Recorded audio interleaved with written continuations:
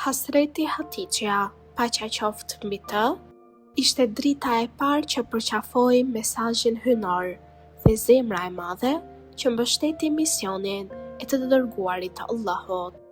Paqja dhe bekimet e Allahut qofshin mbi të dhe mbi familjen e tij në çastet më të vështira të shpalljes hynore. Ajo besoi pa hezitim, sakrifikoi pasurinë dhe qetësinë e saj për hir të fesë dhe qëndroi krah për krah me profetin kur sprovat rëndonin mbi besimtarët.